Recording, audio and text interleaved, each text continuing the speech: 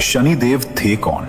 हमारे पुराणों में, खासकर स्कंद पुराण, ब्रह्मांड पुराण, विष्णु पुराण और ब्रह्म वैवर्त पुराण में शनिदेव का विस्तार से वर्णन मिलता है। ऋग्वेद से लेकर महाभारत तक जहां भी ग्रहों की बात आती है, शनिदेव का उल्लेख आता है। शनिदेव सूर्यदेव और छाया के पुत्र हैं। वो नवग्रहों में 7वें ग्रह शनि ग्रह यानी सैटर्न के स्वामी हैं। उनकी पत्नियों के नाम हैं नीलिमा और दमिनी। उनका वाहन है काला कौआ और उनका हथियार है तलवार और धनुष। लेकिन सबसे खास बात यह है, शनिदेव को शनैश्चर कहते हैं। शनैः यानी धीरे धीरे, चर यानी चलने वाला। शनि सभी ग्रहों में सबसे धीरे चलते हैं। एक राशि पार करने में लगभग 2.5 साल लगते हैं और यही उनकी सबसे बड़ी पहचान है। शनि जल्दबाजी नहीं करते, वो इंतजार करते हैं, पूरा हिसाब रखते हैं और जब देते हैं तो पूरा देते हैं। शनिदेव का हर एक प्रतीक एक गहरी भाषा बोलता है। उनका काला रंग अंधेरे का नहीं, गहराई का प्रतीक है। जैसे अंधेरी रात के बाद ही सुनहरी सुबह आती है। उनका वाहन कौवा, जो हर चीज पर पैनी नजर रखता है, जो बहुत बुद्धिमान होता है।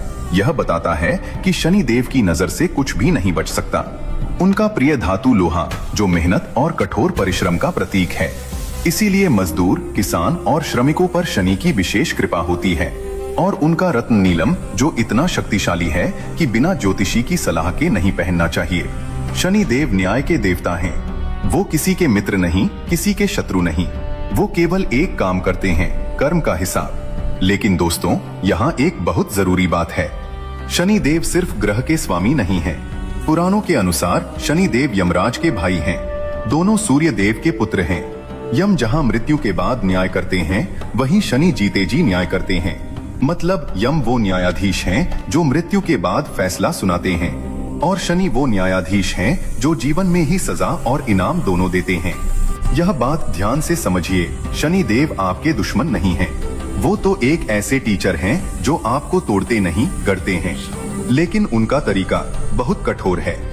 अब जानते हैं उनकी जन्म की वो कहानी, जो शुरू होती है एक धोखे से, एक परछाई से और एक ऐसी तपस्या से जिसने एक देवता को जन्म दिया। ये कहानी है उस दौर की जब स्वर्ग में सूर्यदेव अपने पूरे वैभव में थे। सूर्यदेव जो तीनों लोकों में प्रकाश देते हैं, जिनके बिना जीवन संभव नहीं, जिनका तेज इतना प्रचंड है कि देवता भी आंखें नहीं मिला सकते। उनकी पत्नी थी संज्ञा। संज्ञा जो विश्वकर्मा की पुत्री थी, परम सुंदर, गुणवती और धर्मपरायण। विवाह के बाद संज्ञा सूर्यदेव के साथ रहने लगी। लेकिन एक समस्या थी, सूर्यदेव का तेज वो असहनीय था। दिन रात उस प्रचंड प्रकाश में रहना संज्ञा के लिए असंभव था। उनकी आंखें चुंधियाती रहती थीं, शरीर जलता रहता था। संज्ञा ने बहुत कोशिश की, बहुत समय तक सहा। लेकिन एक दिन उन्होंने एक ऐसा काम किया जो पूरे इतिहास को बदल देगा। संज्ञा ने अपनी तपस्या के बल पर एक अद्भुत कार्य किया। उन्होंने अपनी परछाई से, अपने प्रतिरूप से एक स्त्री बनाई। उस स्त्री का नाम था छाया। बिल्कुल संज्ञा जैसी दिखती थी। वही चेहरा, वही आवाज, वही भाव भंगिमा। संज्ञा ने छाया से कहा, तुम यहाँ रहो, सूर्यदेव की पत्नी का धर्म निभाओ, मेरे बच्चों का ख्याल रखो। लेकिन एक बात है, किसी को पता नहीं चलना चाहिए कि मैं चली गई। अगर कभी तुम्हें बहुत कठिनाई हो तभी मुझे बुलाना। छाया ने हाँ कर दी और संज्ञा अपने पिता के घर चली गई और वहां से वन में घोड़ी का रूप धारण करके कठोर तपस्या में लीन हो गई। सूर्यदेव को कुछ पता नहीं चला। उन्होंने छाया को अपनी पत्नी समझा और कुछ समय बाद छाया के गर्भ से एक पुत्र का जन्म हुआ। वो बालक था काले रंग का, गहरी गंभीर आंखें, शांत चेहरा, एक अजीब सी दिव्यता। यही था शनिदेव। लेकिन उनका रंग काला क्यों था?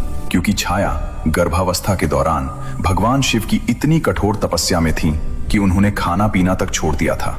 भरी गर्मी में धूप में खड़ी रहकर शिव का ध्यान करती थी। इस तपस्या की ताप उस गर्भ में पल रहे शनि को मिली और इसी कारण शनि का रंग काला हो गया।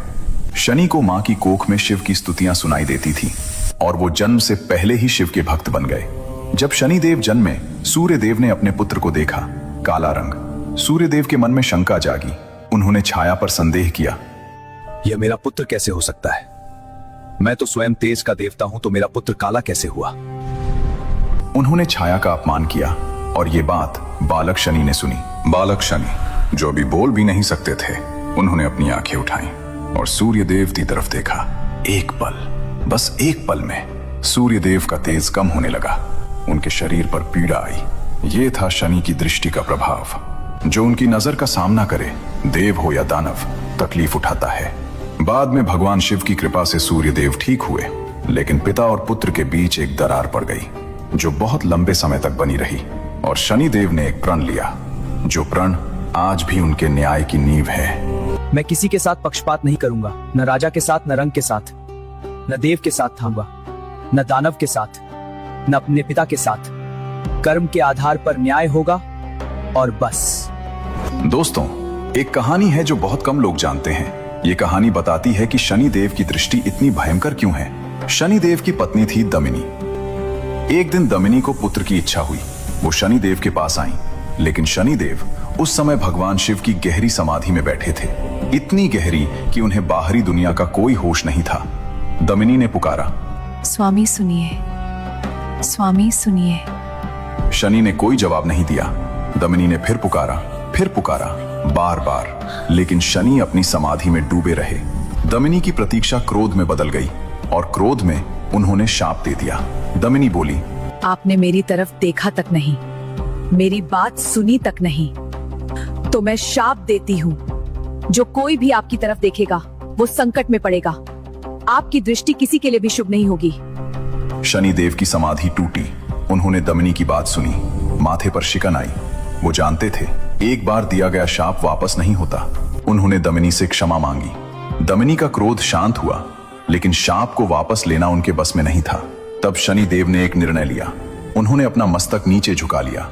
आज भी शनिदेव के मंदिरों में उनकी मूर्ति नीचे देखती हुई बनाई जाती है, क्योंकि वो अपने भक्तों को अपनी सीधी दृष्टि से बचाना चाहते हैं। यही है शनिदेव की करुणा, जो उनके भयंकर स्वरूप के पीछे छिपी है। एक देवता जो अपनी ही दृष्टि से डरते थे, ताकि उनके भक्त सुरक्षित रहें। दोस्तों, अब वो कहानी जो रावण की सबसे बड़ी मूर्खता की गाथा है। रावण, लंका का सम्राट, 10 सिर वाला, शिव का परम भक्त, महापंडित, त्रिलोक विजेता। रावण ने वो सब हासिल किया था जो कोई नहीं कर सका, लेकिन उसकी एक कमजोरी थी, अहंकार। जब उसका पुत्र मेघनाद पैदा होने वाला था, रावण ने सोचा